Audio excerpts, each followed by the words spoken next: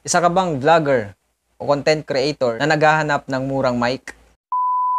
Well, sa video na ito mga katupa, tayo ay mag-unbox and magre-review. Ito ay isang kilalang mic na ginagamit ng karamihang mga vloggers.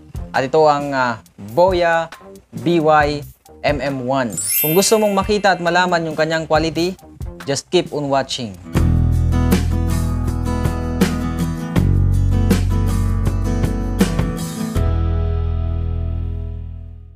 Kumusta katupa? Maraming salamat dahil nandito ka. Bago tayo dumako sa ating unboxing and review, gusto kong pasalamatan yung Winnie Electronics sa pag-sponsor ng mic na ito and making this possible to unbox and review itong Boya BY MM1. Nasa description box yung link ng Winnie Electronics. Pindutin niyo mamaya yung link na yon para direkta kayo dun sa kanilang store. Alright mga katupa, ito yung delivery sa atin. Itong sponsor sa atin ng Winnie Electronics. So ito ay kararating lang ngayon, July 17. Ito ay shinip noong July 15. So napakabilis ng delivery mga katupa.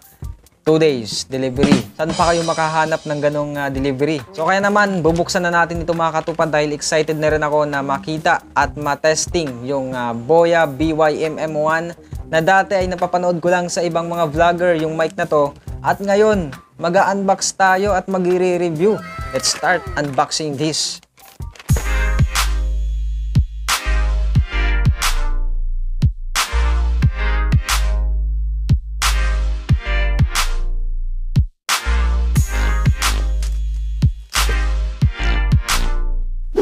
Yun o, kinis mga katupa. Ang problema nga lang, medyo na-UP na dito yung box. Pero hindi siya ganong na-UP kasi medyo lang.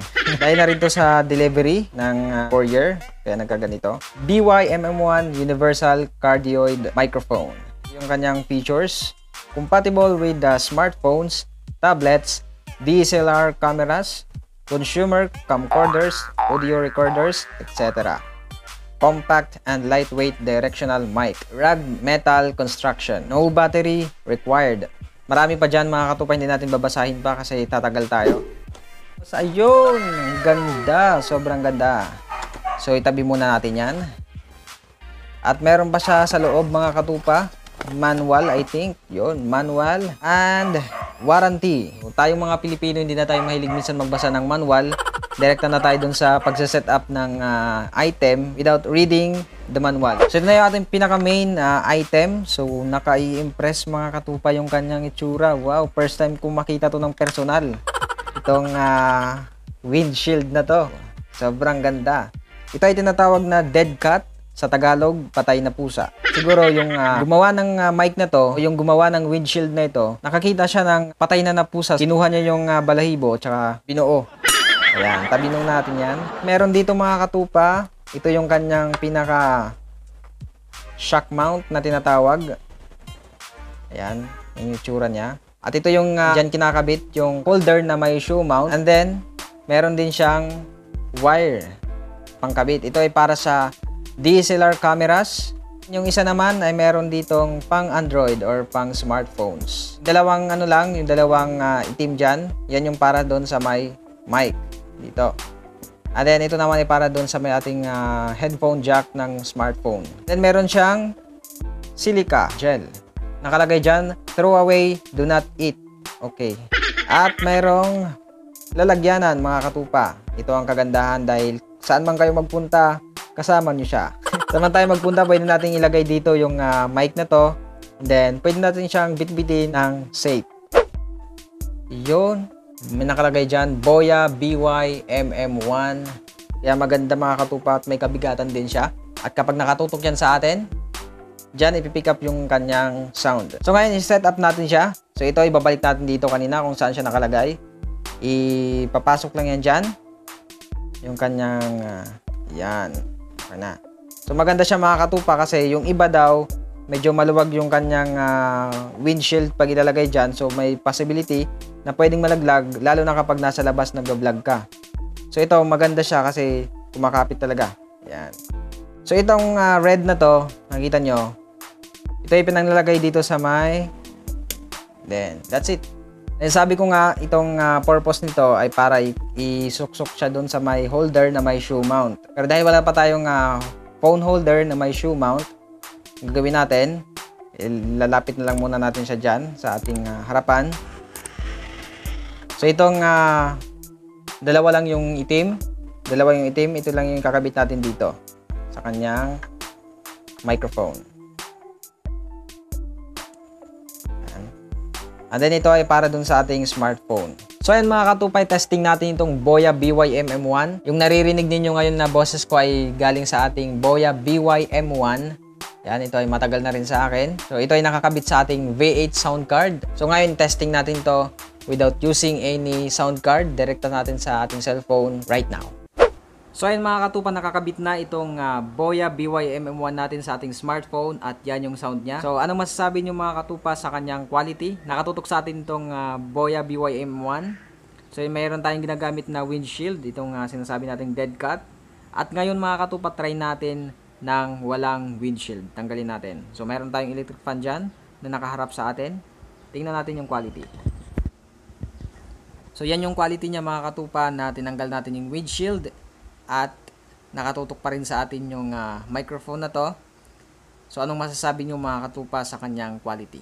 At ngayon mga katupa, try naman natin ito ikabit sa ating sound card. Ayan mga katupa, nakakabit na itong ating Boya BY-M1 sa ating V8 sound card. Ayan, makikita ninyo. Diyan nakakabit yan.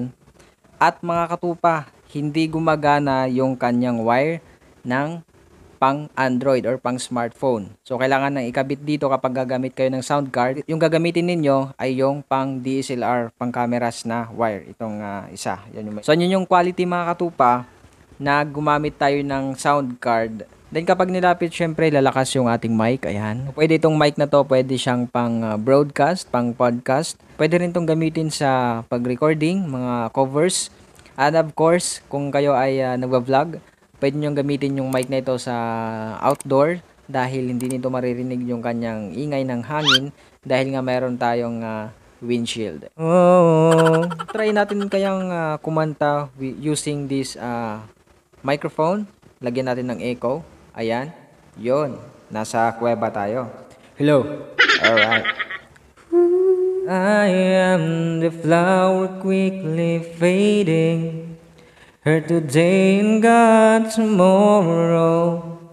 A wave dust in the ocean. A vapor in the winds. At good news mga katupa sa microphone na ito dahil hindi niya naririnig yung background noise. And I know, dahil naririnig ko ngayon sa aking tenga na walang masyadong naririnig na ingay. Kaunti meron yung hangin natin pero hindi siya ganong rinig. Halimbawa kayo ay nasa mahangin na lugar. At yan yung kanyang magiging output ng inyong audio kapag gagamit tayo ng Boya BY-M1 na may windshield or dead cut. Yung quality niya mga katupa, kapag tayo nasa labas, maraming sasakyan na dumadaan at maingay. So yan, balik na tayo sa ating lungga.